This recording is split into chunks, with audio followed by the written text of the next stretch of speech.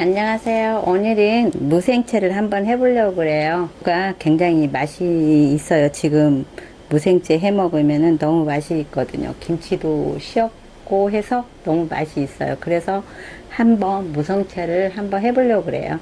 물을 이제 생채를 한번 썰어줘야 돼요. 물을 너무 큰 거 사왔나 봐요. 이렇게 밑둥은 잘라내고 좀 채로 해도 되는데 썰어서 하는 게 더 맛이 있어요.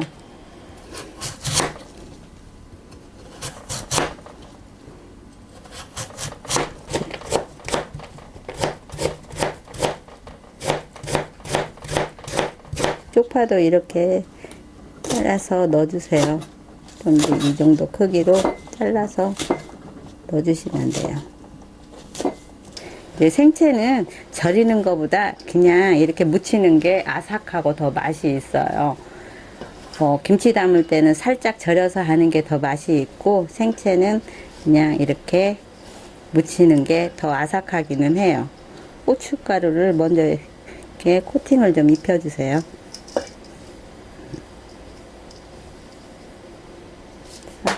이렇게 코팅을 먼저 이렇게 해주세요.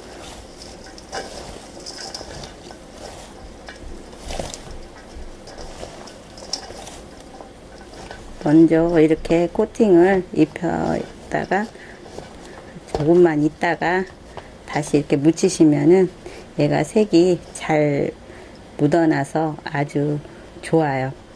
색감도 좋고 보기에도 먹음직스러워야 되잖아요. 이렇게 색깔이 예쁘게 나왔죠.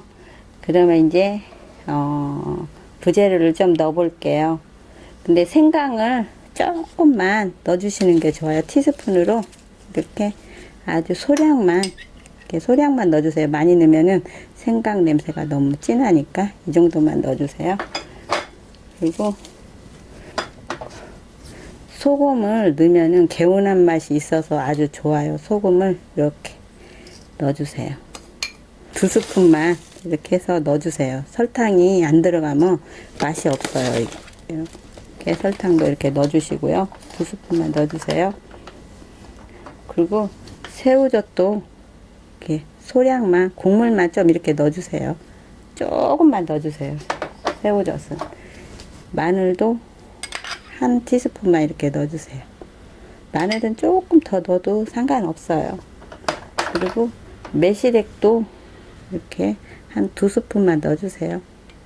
그래서 설탕을 넣기 때문에 2스푼만 이렇게 넣어주세요. 그래서 먼저 얘를 한 다음에 파를 넣어주셔야 좋아요. 파를 지금 넣어서 버무리면 파가 다 일그러지니까 이렇게 버무린 다음에 넣어주세요.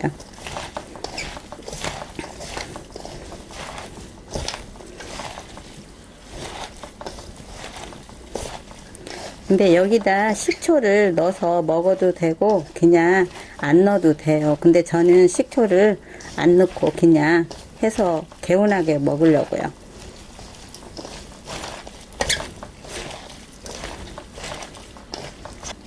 이렇게 이제 버무린 데다가 깨소금을 이렇게 넣어주세요. 마지막에 깨소금을 넣고 해야 더 좋아요. 깨소금 넣어주시고 이제 파를 이렇게 넣어서 이렇게 살살 묻히시면 돼요. 이렇게. 근데 막 이거를 졸이지 않아도 이렇게 물이 많이 생기지는 않아요.